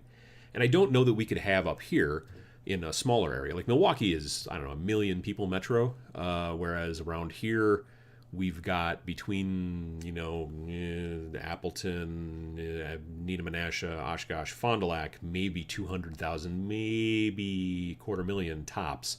I don't know that we can necessarily support a game store that did just war games, just miniatures, you know what I mean? Which is why none of them around here really do that, so. Alrighty, let's see here. Michael says that his first wargaming model was a pewter model. I don't remember who made it. The model was a wizard that I was using in D&D. I never really played D&D. I mean, I played D&D, but we never played it with models. We were always just playing with like you just graph paper and drawing on stuff like that. So, yeah. VJ says Shadespire Bat Reps would be great. Well, hopefully that's what we'll do. Let's see here. Torch says I really need to download Discord. Everybody uses it. I've downloaded it and messed with it, and I did use it a couple of times actually playing with some friends who live actually just down around the block, playing some PC games, and just like we were just having a chance to kind of talk and hang out, and we were playing a video game while we were doing it. It wasn't really about the video game, but Discord did work. I liked it a lot better than I liked Ventrilo and TeamSpeak. My fear a little bit about Discord is I see how it's becoming a lot like Slack. So I don't know. We'll see how that works out. I don't know. I mean, Slack's fine and we use it at work, but yeah.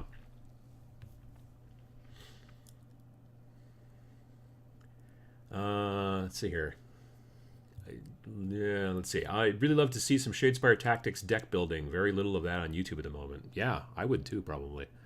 I am not, sadly, I am probably not your best source for any kind of tactics on much of anything.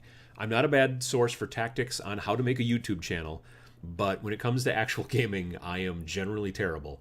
I'm a much better painter and builder than I am a gamer, so I would have to find somebody else who was smart and then probably talk to them about tactics and then maybe have them be on the show.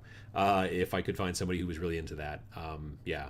Like I don't know, there's a part of me that would love to make a video this upcoming year at Adepticon. So last year at Adepticon, if you haven't watched it yet, I did a video where I talked to you, the patrons, the regulars, and asked questions about like what questions would you like to ask pro painters that you wish you could have asked when you were a beginning painter. So you guys came up with a bunch of great questions. I picked like the top 5, and then I threw in an extra one myself, which is when was the last time that you drank your paint water when you meant to drink your whatever? And but that was the silly one. Anyway, that video did super well. I talked to 6 or 7 different pro painters that I kind of know or was introduced to at Adepticon, asked them all the same questions, put the video together. It did really well. People really enjoyed it. I've thought about doing a video like that this year, but instead of painters, talking to, say, 40K gamers, like pro players and stuff like that. The problem is that I won't know what's a good question to ask or not, because I literally I know how to play, but I'm not strategic at all. I'm not good at it. So there's that. Secondly, I don't really know any pro players, so I would have to like figure out a way to find people to tell me. I know a couple people who might be able to tell me some pro players and some top level dudes. I could talk to Reese from Frontline Gaming. I mean, he's a good player, and I know him pretty well now. We had a nice long meeting at Gen Con actually this year, and I'm going to be seeing him at LVO. I just don't know if it's going to bring in the right crowd. I don't know if it's the right kind of video to make or not. I may stick with the more creative stuff because I'm just not a tactics person, so there's that. Anyway, what else have we got here? Guerrilla Miniature Games does really good bat rips too. I like Ash. I don't watch a lot of his stuff. I watch some of it once in a while. Like if it's a game that I'm like, oh, that's cool. I like the fact that he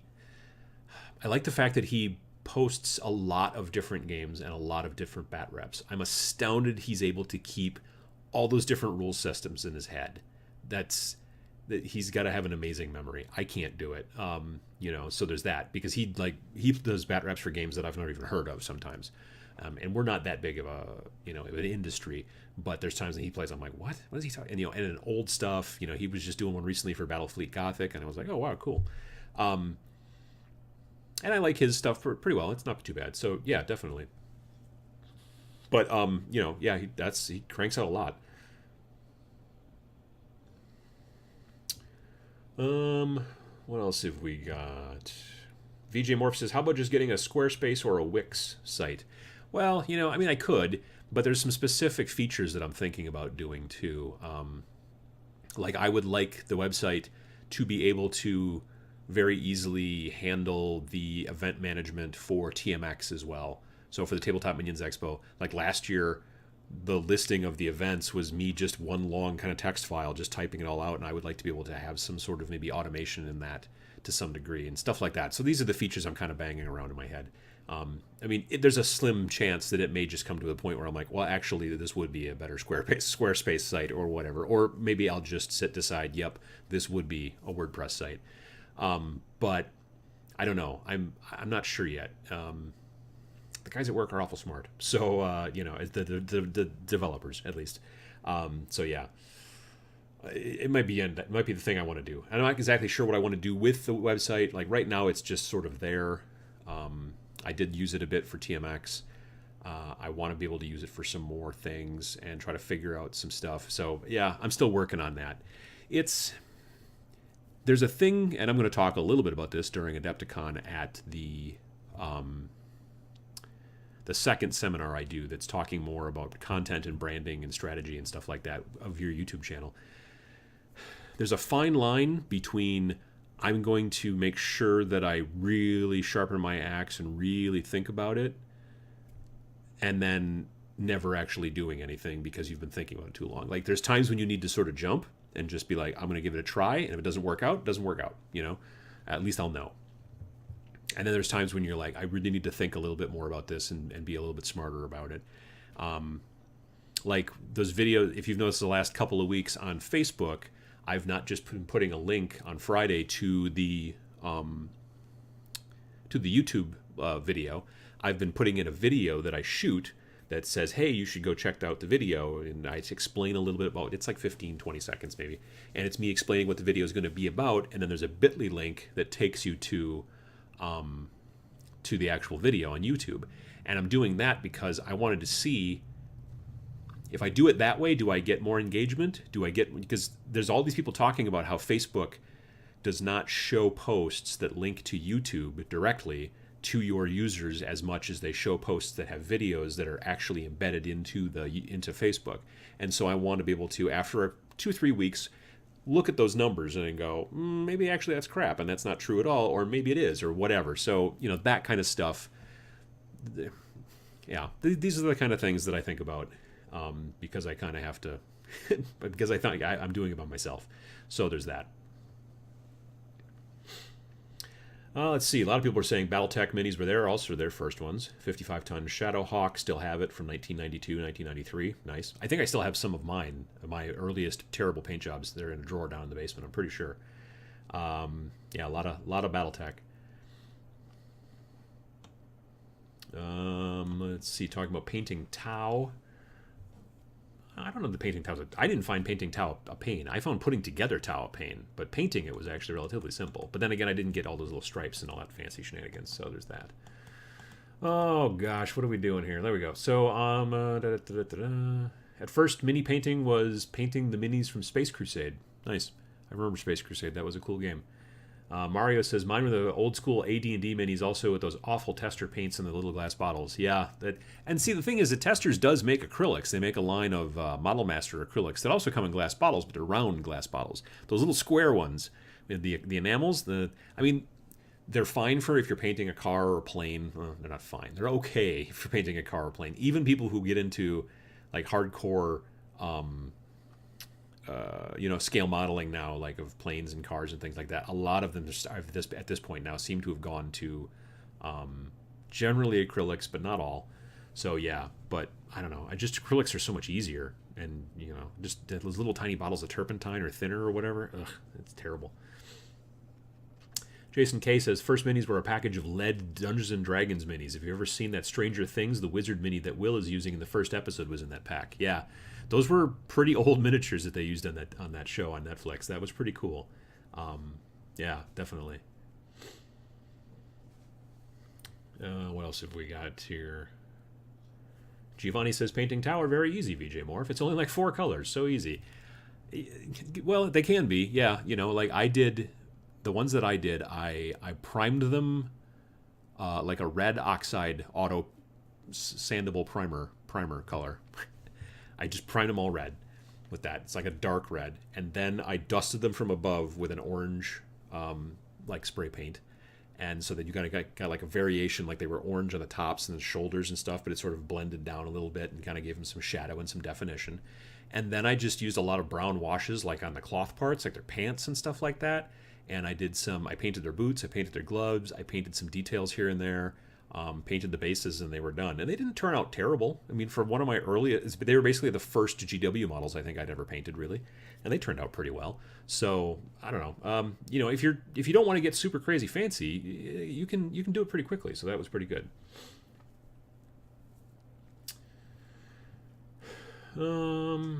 Oh, this is interesting. Jason K says the first GW minis I did, Citadel, was a Doctor Who box that had 10 Daleks and 10 Cybermen in it. That's kind of cool. It's old GW, I think, was really sort of interesting. I've talked to people, because I didn't realize this, I've talked to people who live in the UK or lived in the UK back in the day, and back when Games Workshop stores didn't just sell Games Workshop product. They sold all kinds of gaming stuff. And so that was really cool. Yeah, that's interesting. Josh McCarthy, for the eventual bat reps, will you have guests and such? Well, that is also one of the issues.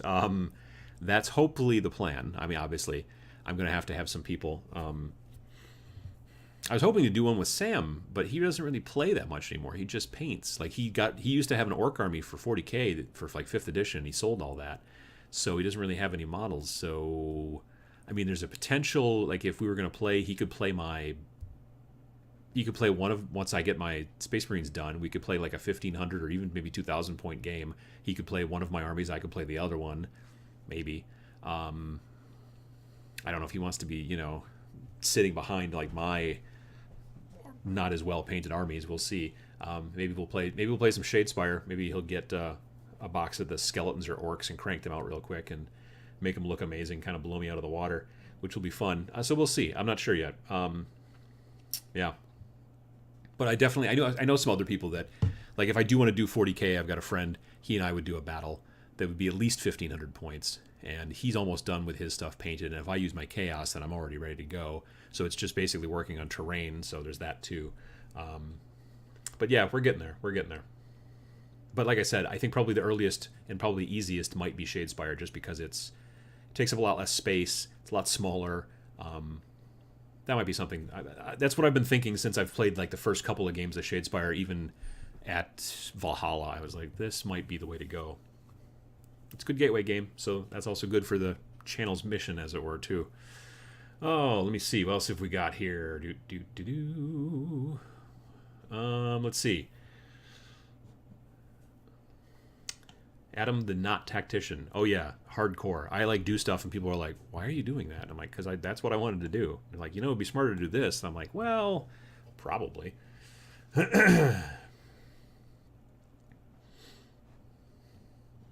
Simon Key says Shade Glass is a good website for Shadespire tactics and card lists. Oh, I've not heard about that. Shade Glass. I'll have to look that one up. It makes sense. I mean, that name is part of the lore and stuff, so that's a good name. I can see that. Josh McCarthy says, I'm almost as excited for TMX as I am for Adepticon. Well, you should... Adepticon's going to be cooler. Let's just be perfectly honest. And there'll be a lot more people, and it'll be cool. But yeah, it's I'm looking forward to it too. Like I said, right after the first of the year is when I'll get kind of heavy into announcing it. You guys already know the date. If you don't, I believe it's the June 9th and 10th, 2018, here in Oshkosh, Wisconsin, at the University of Wisconsin-Oshkosh. So, but yeah, there'll be more information about it soon. It was a lot of fun. VJ says, Adam, I want to come to TMX, but I'm on the wife-enforced no-fly list for the next 12 months after our anniversary trip to Japan next month. Well, Australia is really far away from Wisconsin, as it turns out. And so there's that. And if you're going to Japan, that sounds like fun. Hey, when you're in Japan, you should pick up... they have these... They're selling... I think they're called Space Marine Heroes or Warhammer 40K Heroes, and they're like little, like random pack, like foil pouches that have a single... like almost kind of like there was that single sprue Primaris Marine that they sold that came, it wasn't on the cover of the White Dwarf, it was on the cover of like a How to Get Started in 40K magazine that they put out, like a single use magazine or whatever, like they just put it out once. It's not like a series, a periodical, if you will. And but yeah, so they're selling these little pouches that have like these little single, and you don't know exactly what you're going to get, but they'll only be doing it in Japan because it fits well with the model culture over there, I guess. And so that's interesting. While you're there, you should try to pick some of those up. I should look and see if those are on eBay. Somebody smart should be buying those on eBay, or buying them in Japan and putting them on eBay for the rest of us. Frankie Lee Bailey says, here is a curveball type question. Uh-oh. Does anyone weight their minis? I do a lot of scenic bases, putting the mini up on a 2-inch in the air, so I use washers to try to keep them from falling over. Some of the models that I have, if they are a little bit more top heavy, a little bit more tippy over, I do sometimes use like a nickel, an American nickel up inside there. It's only if the base, like if it's a GW base that's a slot base, then you can't, because it gets sort of like the slot bits stick down into the concave part underneath the base, if that makes any sense, and then you can't. Here's a model. So like this model also wouldn't work. I don't know if you're gonna be able to see this or not. So this is I didn't paint this. I bought this from a guy on eBay, and I'm not sure if it's gonna ever focus. Focus. No, just not doing that today. Okay. Anyway, if you look underneath, you can see it's got these things that stick down, and I don't know what the heck they're for. I think that they're just so you can poke holes in the model and then stick the models into the pegs, and I don't friggin' know. They're really dumb. Anyway, okay. So like it's really hard to stick a coin in there unless you clip all those things off and then sand them down, and it's a real pain. But if you've got a regular GW base like this that's concave but doesn't have any junk stuck underneath it, then it's really easy just to glue like a nickel or something in there. And nickels, as it turns out, cost about 5 cents, so it's not that expensive. And so you can just put them in there, and then it helps to kind of weight down the model. I've seen other people who take like plastic glue, maybe hot glue, and then really tiny lead shot, and just like pour a bunch of it in there to give it more weight. I don't have access to lead shot. I could probably go to the sporting goods store and get some. But it's kind of an interesting concept. But it just helps because, yeah, some models, just some models are just really tall and gangly and have a tendency to tip a lot. And so that can help to fix that. So that's a good question, and I don't mind the curveball in that situation at all. Frankie Lee Bailey, Torch says to Frankie Lee Bailey, my old jump marines were modeled with wire, so they fell over a lot. Yeah, that's the same type of thing. Jump marines can be tippy. There's a bunch of different figures that are just way too top heavy and will fall over pretty easily. Excuse me. Let's see here. What else have we got to say? So what is the time difference now between the UK and where Adam is? I think it's 6 hours. Like right now it is 1:43 p.m. So, if you're in the UK, then you will know. Like if I had to guess, I would say that it is currently 7:43 p.m. in the UK. If I'm wrong, then there you are. But yeah, there's a weird amount of time there with the daylight savings where I think we're only 5 hours off GMT and where I am, but right now it's 6, I think. Let me see. I think we got mostly caught up here, which is lovely. Simon Key says 6 hours. Yeah, it should be 6 hours difference, I think. Michael Strickler, hey, Michael, says hi, or hey, everybody. We're just about wrapping up, as it turns out. Let's see. So did we chat already about my question about head spinning on so many skirmish and gateway games, fitting everything in? Oh, that's right. You mentioned that earlier in the on the Patreon page. So the question was basically like, is anybody else's head spinning from all of the releases coming out of Games Workshop, all of the different skirmish and gateway games that they're putting out? Gore Chosen, and the Gangs of Gomorrah, and what's the one with the Scouts, Lost Patrol, and all these other games that they've been cranking out. I see why they're doing it. Basically what they're trying to do is and I keep talking about how this is very different than it used to be. They're doing it in a way so that they're basically producing everything now with the thought of like, how will this get new people into the game? Not everything. Like if they put out some super crazy expensive, like when they put out the $140 Mortarion model, they did not think to themselves, well, now how is Mortarion going to get anyone into the game? That's not necessarily the case.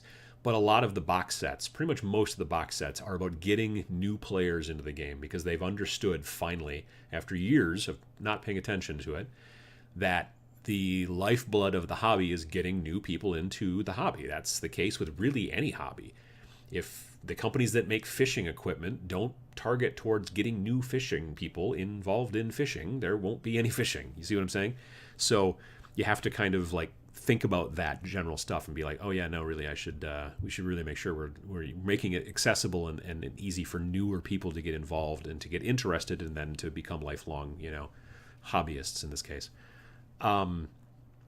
So I think that putting out a lot of these different board games that have different like difficulty levels, areas of interest, you put out this one because it comes with these kind of, comes with these Nurgle guys, which are super awesome and blah, blah, blah. And then you're like, oh, okay, cool. Well, I like Nurgle guys. And they put another one that's like, well, we also get this one. You're like, yeah, I don't like Scouts or whatever the deal is. They don't want to just put out, like it used to be that basically Space Hulk was the one gateway game they made. Now they make tons because they want more gateway. They want people to come into the hobby. And I think it's a smart thing on their part to do. Now, the trick is yeah, there's a lot of them going on. But I don't think that, obviously you don't have to buy them all. Like I look at them as they go by and go, okay. And then every once in a while there's one that's like, oh, I like that. And so I buy that one. So Shadespire in that case. I thought Shadespire seemed like a super good idea. Now, obviously it's It's a very different idea than they've done in the past, but it's still, I think, really cool. It's something, I mean, if I really wanted to, I could take it with me to, Thanksgiving, and I could teach some of the people there how to play. I mean, I wouldn't teach my mother-in-law necessarily because she likes card games a lot and stuff and everything, and she would probably not be super interested, but there's younger, like, cousins of my wife and things like that, people my age or even younger yet in their 30s and 20s, who I'd be like, hey, you want to try this out? And they'd be like, yeah, so it could happen. Yeah, so it's interesting. You have to, I think it's smart of them to do, and it's something that they can do now finally as a company because they've gotten to the point where they've decided to put the resources towards doing it. The reason it used to take so long for anything to come out of Games Workshop in the past is because they had one design team. I just heard about this recently. They pretty much had one design team, and that design team would work on a 40K thing, and then that design team would work on like a fantasy thing, and then they would work on a specialty games thing, and then they would work on another fantasy thing, and then they go back to the 40K thing. And so they only had so much time in the day, and it took a long time to get stuff done, and that's why you'd be sitting there waiting, 6 months to a year in between codices sometimes. Well, now they have 3 design teams. They've got an Age of Sigmar design team, they've got a 40K design team, and they've got a specialty games design team. So that's 3 separate groups. That's triple the amount of work they can get done. So that's why it seems like so much stuff is coming out from them, but they can make it happen. And as long as they don't, somehow bankrupt themselves by doing that, I think that they'll be fine. So, yeah, I'm not against the concept. I like the fact that they're putting out more things out there for people to be able to use to get into the game, or to be able to use to help their friends get into the game, that kind of stuff. We all need to be advocates to some degree if we want to get more people into the hobby. And so, and it's not a bad time to do it. Like nerd culture, as it were, is it's pretty big deal these days. You get the superhero movies making billions of dollars, and you got the show with the nerds in the apartment, the Big Bang Theory, and that's very, very popular and all that kind of stuff. So, yeah, no, it's I think it's good that we're seeing more stuff coming out of them. And yeah, if you wanted to buy everything, you'd be broke pretty quick because they're just putting it out really fast. But I don't know. I think it's good. As far as playing campaigns and when to play one, that's a good question. It depends on the people. Some people like to sit down and play a campaign like over the course of a whole day, and other people are like, well, we'll play the first game on this Saturday, and then 2 Saturdays from now we'll play the second one. I love the concept of playing them all at once, like just spending a good day, just doing a big long campaign, but sometimes just time gets in the way and things, you don't have the time, so sometimes you do end up splitting it up. I don't know about the rest of you, though. Yeah. Simon Key says, lifeblood of the hobby, do Games Workshop run Schools Alliance in the U.S.? The UK schools support is absolutely top-notch. I don't believe they do. I've never heard of Schools Alliance in the U.S. for Games Workshop. I know there's a gaming store up in the Green Bay area, and the owner of the gaming store goes into the schools and does a lot of seminars and teaches kids about board gaming and stuff like that, as ways to teach math and ways to teach, all kinds of different stuff. So I know he works with the schools a lot, but I don't know that Games Workshop does any kind of school advocacy or programming within the United States. But it's cool that they're doing it in the UK. That's really neat.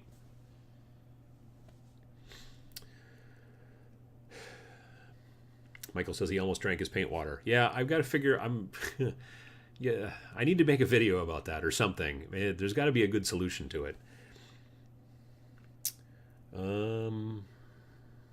What else have we got? Question: has there been any more released about the upcoming 40K RPG game? Michael, we were talking a little bit about it earlier. We don't know that there's been much else released about it yet, but there has been some talk about people that are interested in it. We talked a little bit about the old 40K games that were through Fantasy Flight. There was like Only War, there was the Death Watch one, there was a Chaos one, there was the one that was where you were a henchman for Inquisitor, which I think was the first one. I think it was called Dark Heresy. And so that's cool. Yeah. But yeah, I haven't heard anything new about it. Maybe that's what they'll talk about at Adepticon, at the big Wednesday night show. I don't know. That's a good question. Kind of looking forward to that, but we'll see how it goes.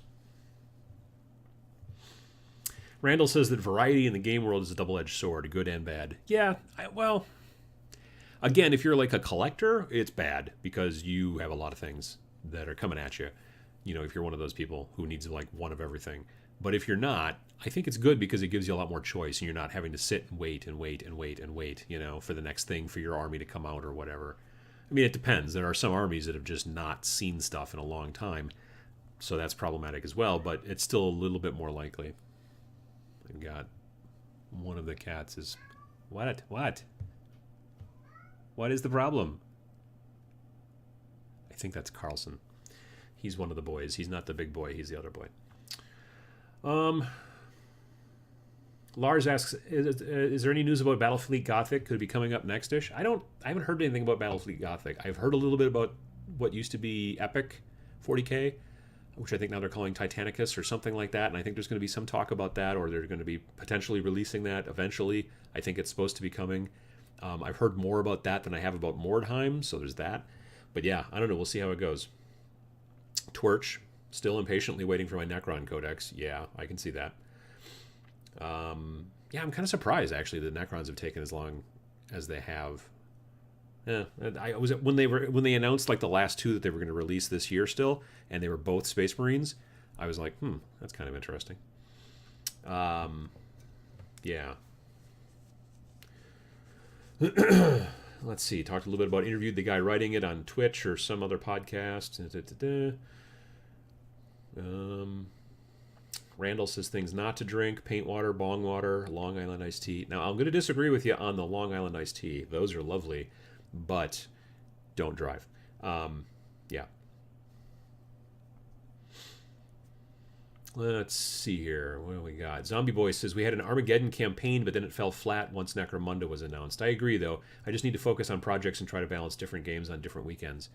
Yeah, I think that if you can pull it off, those campaign games, as long as they're not too long. Like if it's a campaign game, but each game takes 3 hours, that's going to be a tough one. But if it's like an hour and a half maybe, and you could maybe get 3 done in a long afternoon, or you start a little bit after lunch and then go till the nighttime, if you and your mates can get together and do that, I mean, that's a lot of fun. Like years ago when we first bought the house, I would have people over sometimes and we would all play down in the basement and we'd play like 40K. This is maybe 6th edition, but it might have been 5th.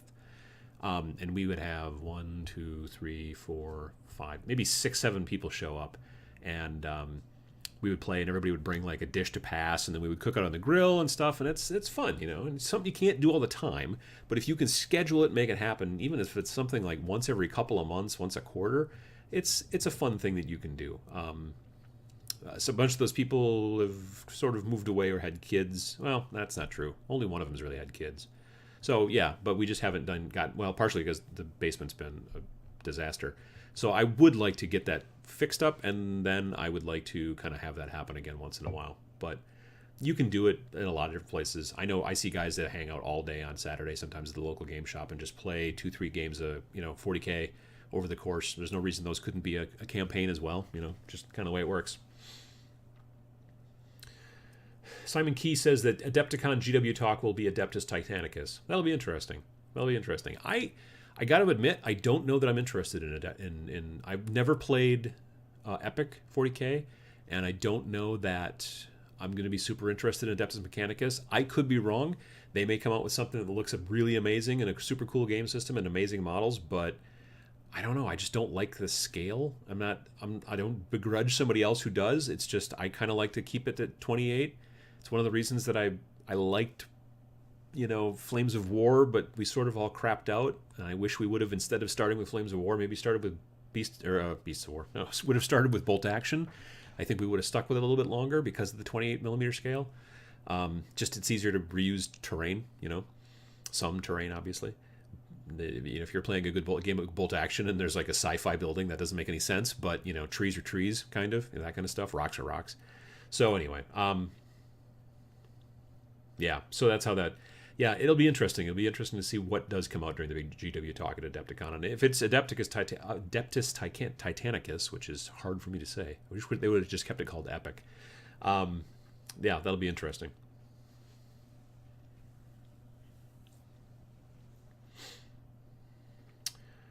Kelly asks, hey, Kelly. Adam, did you happen to watch your Necromunda video with captions? Check out the ways that YouTube captioned Necromunda. One example was Nick Ramondo. Ooh, Nick Ramondo. That guy sounds fun. No, I haven't watched. I saw you post that though on the comments, and I do need to go back and watch it. I think that'd be sort of fun. Maybe I'll take some screenshots and post something on social. Normally, I got to admit the YouTube subtitles, like the auto closed captioning, does work surprisingly well. Now, well, it works surprisingly well with me, and I do tend to try to speak clearly, so I guess that helps. There used to be this dude on Beasts of War years and years ago named Daryl. I don't know if any of you guys remember Daryl. If you go way back into their videos, like 2012, you'd see him. He had gray hair, he had glasses, and he had a very thick, I'm not sure, maybe Scottish accent? I'm not sure what accent it was. It was from that region, but it was a very thick accent. And watching the closed caption when he would do videos like unboxings and stuff like that were hysterical. So, yeah, that's sometimes kind of fun. I'll have to go through and look at the video and see about Nick Ramondo. I want to see that guy and see what he's got to say about Games Workshop and stuff like that. But yeah. Hey guys, coming over on Sunday for some Nick Ramondo? That's a good question there, VJ Morph. Yeah, definitely watch it again with subs. That should be fun. All right.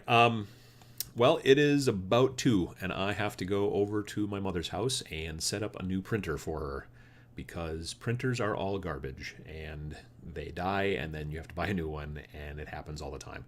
So anyway, I got to go do that and probably eat some lunch, late lunch, and then a bunch of cleaning, some vacuuming. Hopefully sometime tonight I will actually get down to the basement to do some more work down there and stuff like that. I hope you guys have a good rest of your weekend or whatever, and I hope that I don't know, I hope that if you're interested in going to Adepticon, I hope you're able to make it. It is a fun time. It's great. And if not, and you can't make it, but you can maybe make a Tabletop Minions Expo in June, that's cool too.